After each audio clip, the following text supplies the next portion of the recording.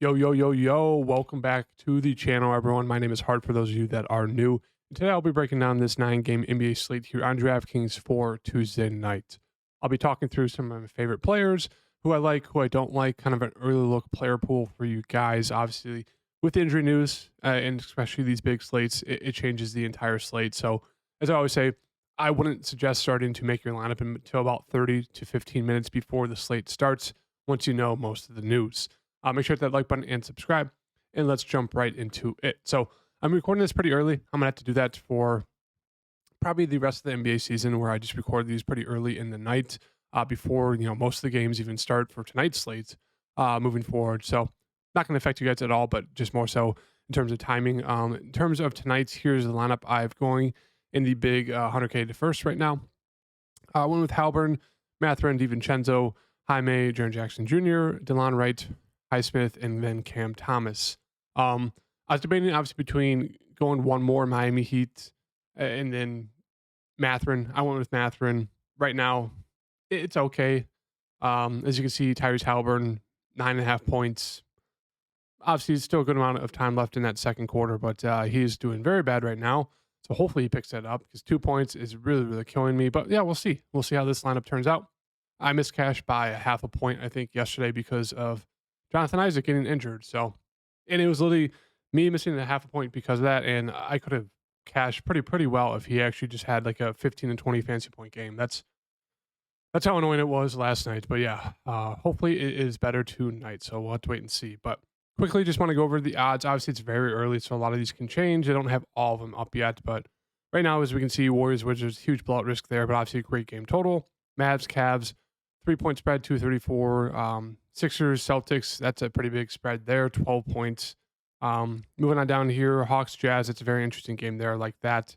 Spurs, Timberwolves, 13.5 point spread, so obviously blowout risk there. Hornets, Bucks, same thing. And then Rockets, Thunder. So good amount of potential blowout risk for tomorrow. So one of the ways to get different is obviously attacking a blowout risk game. Right now, in terms of like across the board, I think the best one would probably target. I'm leaning towards the Rockets Thunder, but at the same time, the Bucks have been better recently, but still, defensively, obviously they're a good team, but defensively, we obviously know they've been Swiss cheese all year. They're getting a little bit better, but obviously with Doc Rivers, they've been terrible. So I like targeting that. 15 points, that's a lot. The Bucks have been pretty bad, so we'll have to wait and see. Maybe Vegas knows something we don't, but I think that could be an interesting one to target. But hopping into this first game here, obviously huge blowout risk. Warriors versus the Wizards. The Wizards have been absolutely god awful. They're one of the teams we do want to target. I'd say at least get one player going against them.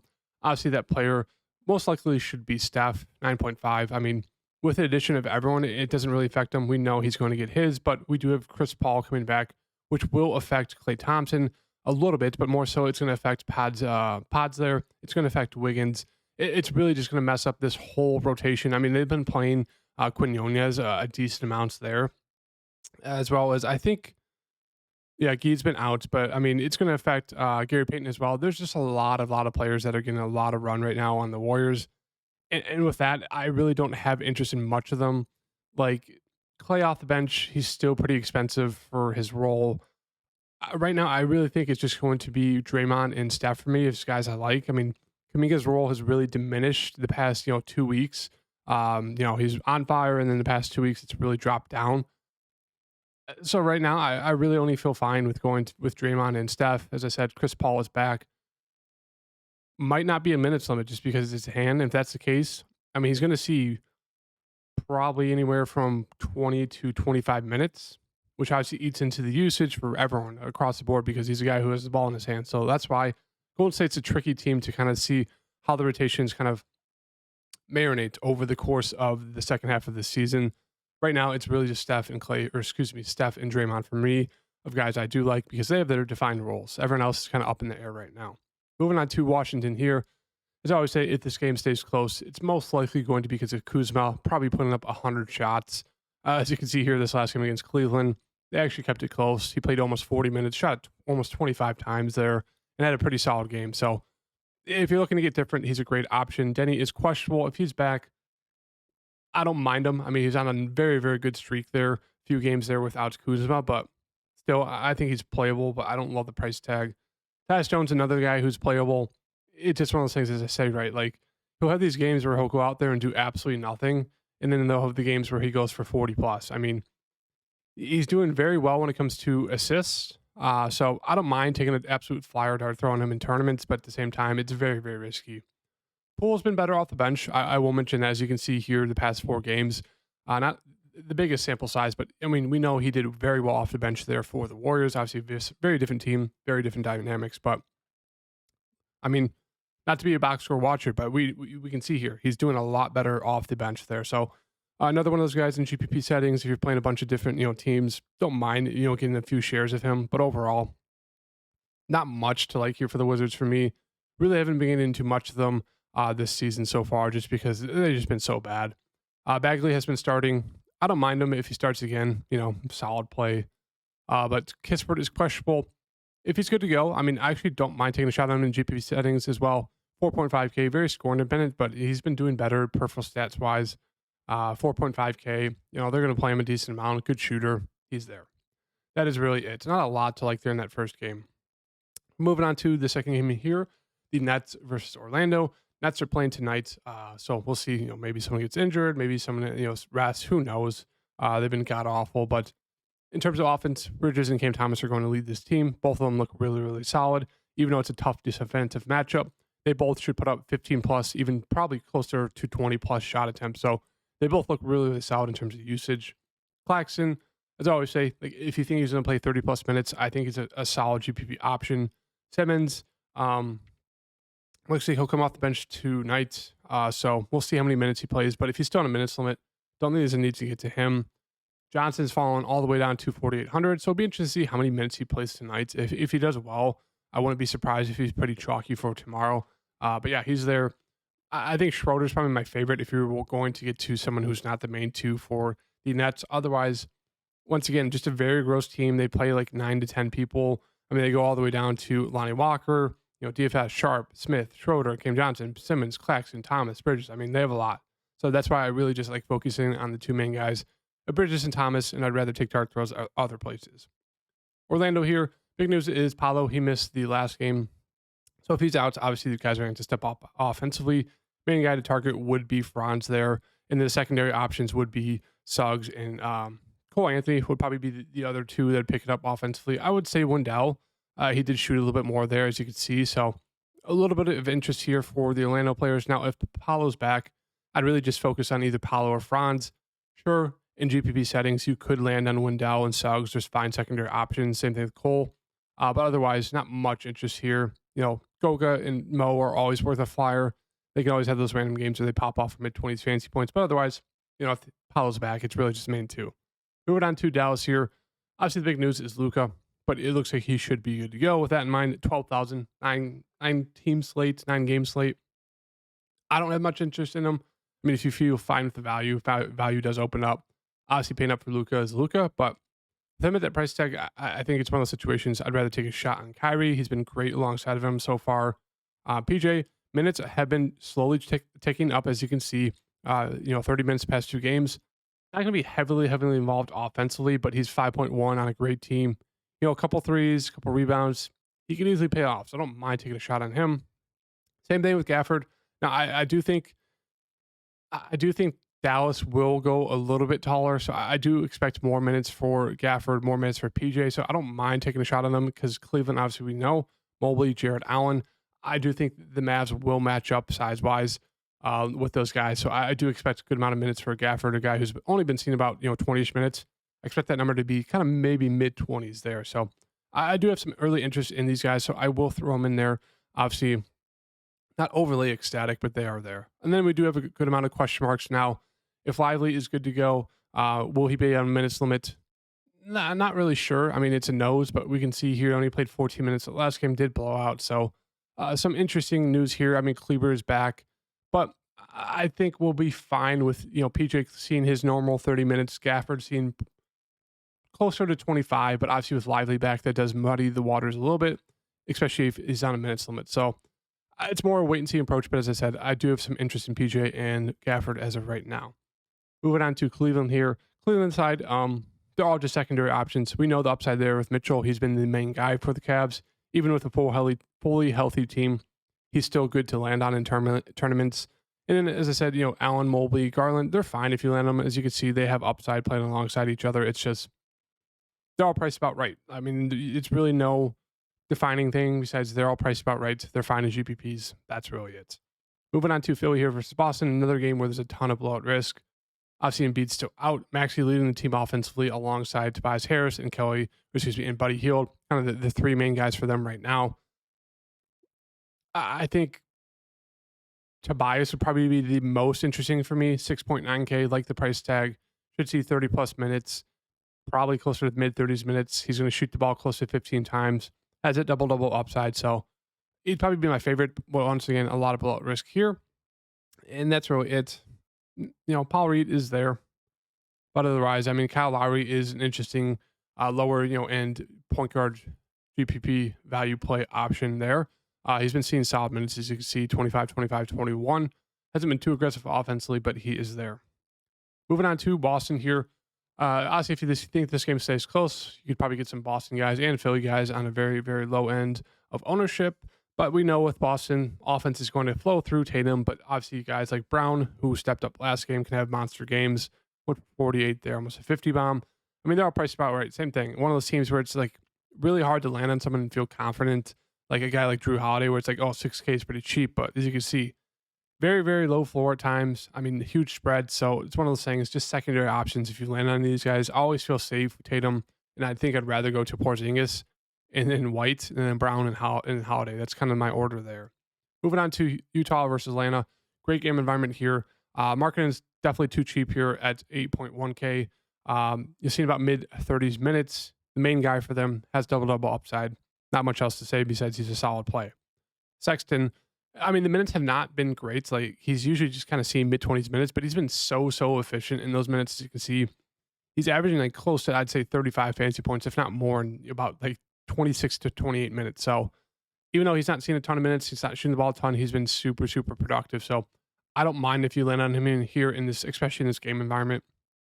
Collins, same thing, productive, seen about 30-ish minutes. Nothing too crazy there if you land on him.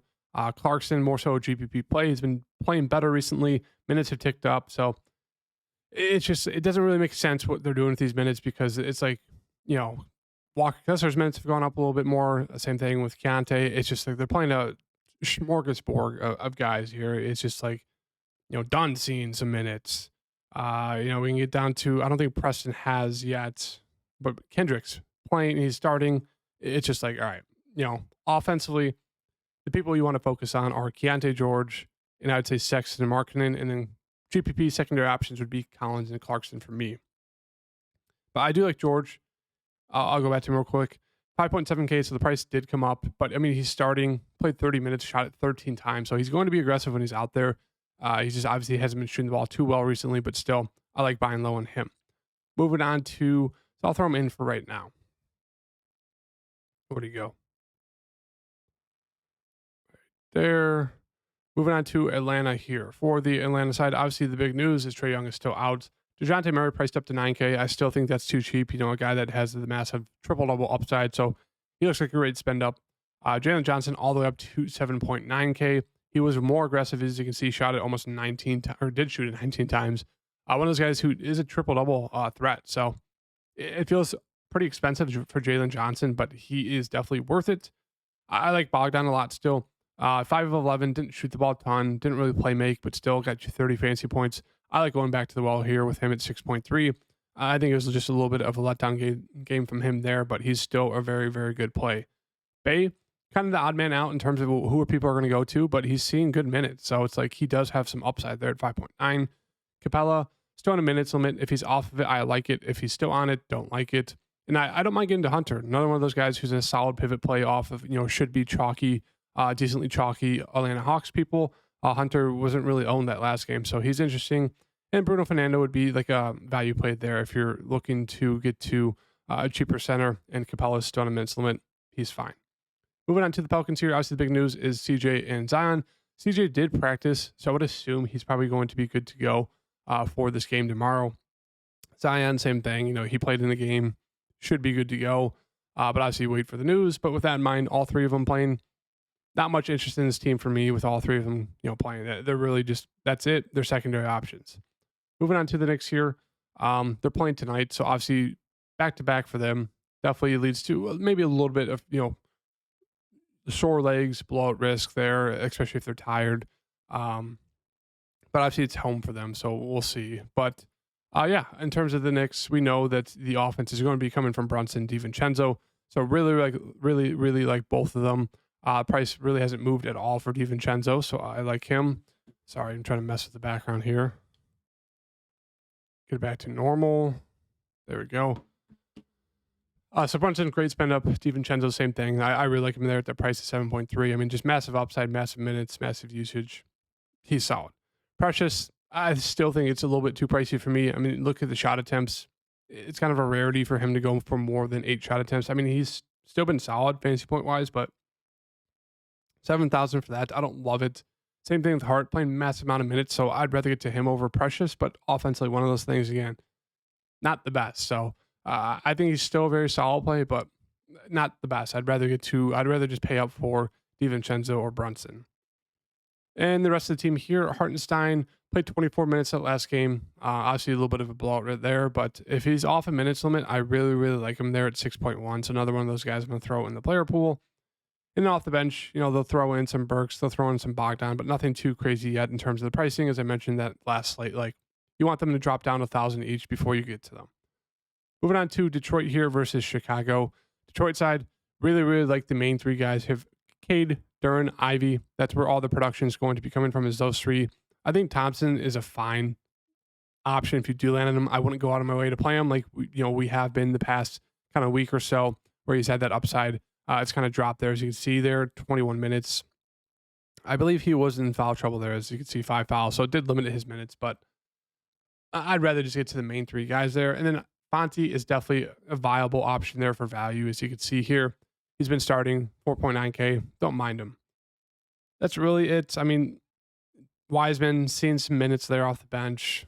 Quentin Grimes, the same thing. Another value you can get to if you're looking for someone cheap. And then Fournier, kind of the three main guys there is Wiseman, Grimes, and Fournier off the bench. On the Chicago side, I absolutely love this matchup. Absolutely love Kobe and Vooch, especially at their price tags. Kobe looks way too cheap there. We know the upside over there with him. I think a lot of people are going to go to Io. He's been great, as you can see, the past 2 games. And just overall recently, he's been very, very productive. 5.4K is definitely way too cheap for the amount of minutes he's seen and the amount of usage. Now he's shooting very, very well, which is kind of a little bit of an outlier for him over the stretch of the past 2-3 weeks. But still, 5.4K for a guy who's going to see close to 40 minutes. Hard not to really like that, but also really, really like Kobe White. In terms of the rest of the team there,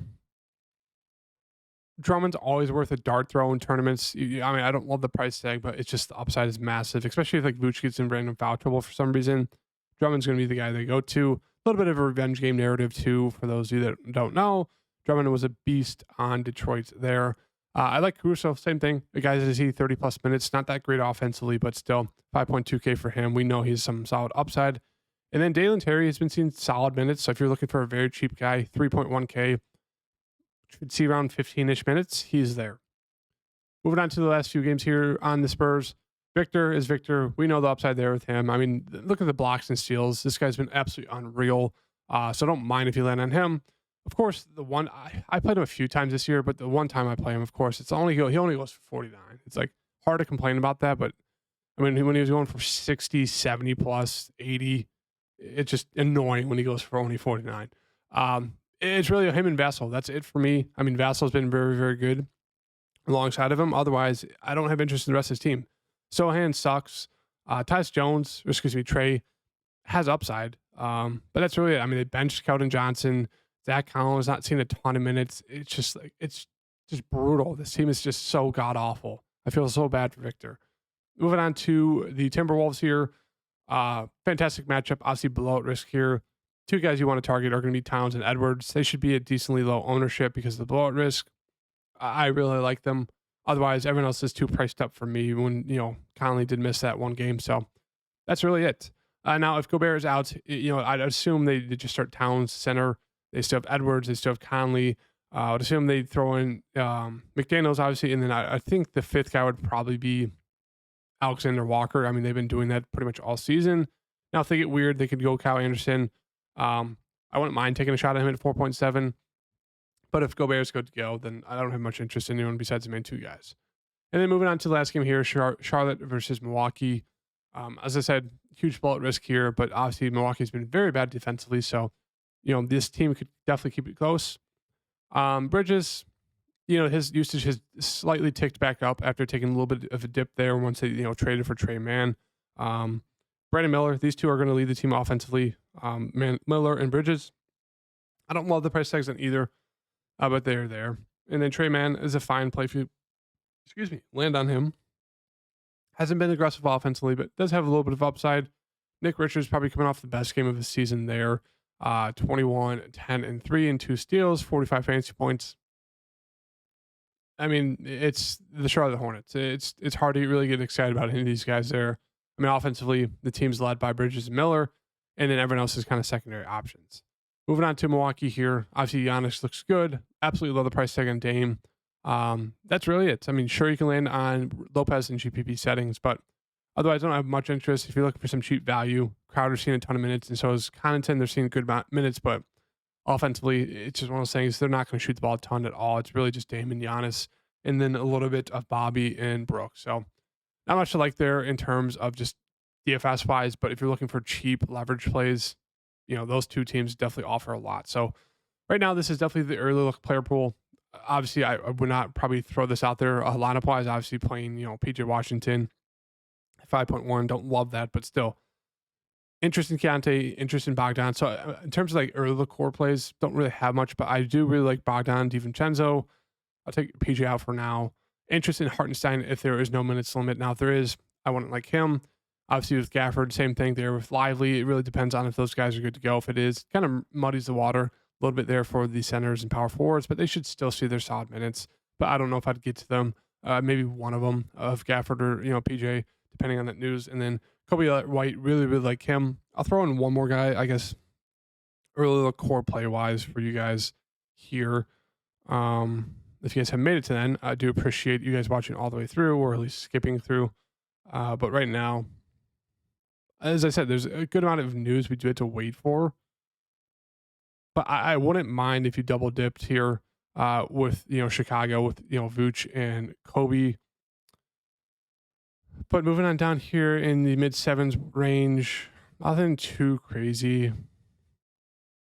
I'm just gonna leave it at this for now. Hope you guys like the video. Hit the like button, subscribe, and I'll see you guys in the next video. Peace.